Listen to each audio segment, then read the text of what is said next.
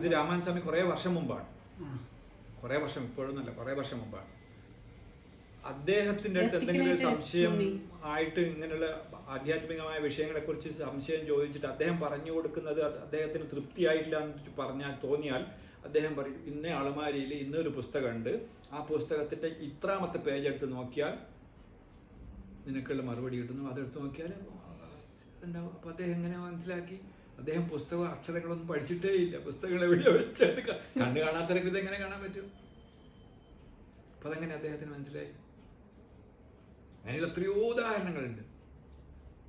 വാഗ്ബടാനന്ദ ഗുരുദേവൻ ഒരു പ്രാവശ്യം അദ്ദേഹത്തെ കാണാൻ പോയി. വാഗ്ബടാനന്ദ ഗുരുദേവൻ എന്ന് കേട്ടിട്ടുണ്ടോ? അദ്ദേഹം ഈ വിഗ്രഹങ്ങൾക്കെതിരെതിരാണ്. വിഗ്രഹങ്ങളെന്നൊക്കെ അർത്ഥമാണ്, അതിനെ കൊണ്ടൊരു കാര്യമില്ല, വിഗ്രഹങ്ങളൊക്കെ അദ്ദേഹം തന്നെ തച്ചെടുത്തിട്ടുണ്ട് എത്രയോ. അപ്പോൾ ഒരു പ്രാവശ്യം ഇതിനു വേണ്ടി ഈ കാര്യങ്ങൾ ചർച്ച ചെയ്യാൻ വേണ്ടി ഇദ്ദേഹം പോയി രാമാനന്ദ ഗുരുദേവൻ്റെ അടുത്ത്. പറഞ്ഞു, അദ്ദേഹത്തിൻ്റെ കൂടെ കുറേ അദ്ദേഹത്തിൻ്റെ ശിഷ്യന്മാരുമുണ്ട്, ഇവരൊക്കെ അദ്ദേഹത്തിന് നമസ്കരിച്ചു. അപ്പോൾ രാമാനന്ദ ഗുരുദേവൻ പറഞ്ഞു, അദ്ദേഹം ബാക്ക്വേഡ്, ഞാൻ ആരുടെ മുന്നിൽ തലകുനിക്കില്ല. അപ്പോൾ അദ്ദേഹം ഒന്നും മിണ്ടിയില്ല. അപ്പോൾ ഇദ്ദേഹത്തിൻ്റെ പേര് ശരിക്കും കുഞ്ഞിക്കണ്ണൻ എന്നാണ്. ഏത് പൂർവാശ്രമത്തിൻ്റെ പേര് കുഞ്ഞിക്കണ്ണൻ എന്നാണ്. അപ്പോൾ കുഞ്ഞിക്കണ്ണ വെയിലത്ത് വല്ലാതെ ബുദ്ധിമുട്ടിയില്ലേ? നല്ല വെയിലുള്ള സമയമാണ്.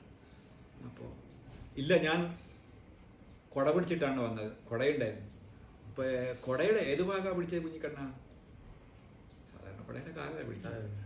അപ്പോൾ ഒരു കുടയുടെ ഒരു കാല് പിടിച്ചപ്പോൾ എനിക്ക് സൂര്യൻ്റെ താപത്തിൽ നിന്ന് രക്ഷപ്പെടാൻ പറ്റി. അപ്പം ചിലരുടെ കാലുകളൊക്കെ പിടിച്ചാൽ ഈ സംസാര താപത്തിൽ നിന്ന് രക്ഷപ്പെടാൻ കുഞ്ഞിക്കണ്ണ. ഈ രാമാനന്ദ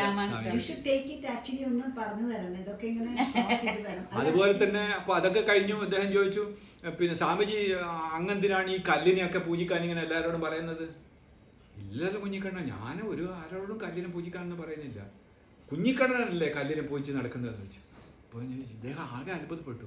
നോക്കുമ്പോൾ ഇദ്ദേഹത്തിന്റെ കാതിലെ ഒരു കടുക്കനുണ്ട്, പണ്ടത്തെ കാലത്ത് കടുക്കനില്ലേ, അതിലൊരു കല്ലുണ്ട്, അവിടെ ഒരു കല്ലുണ്ടായിരുന്നു.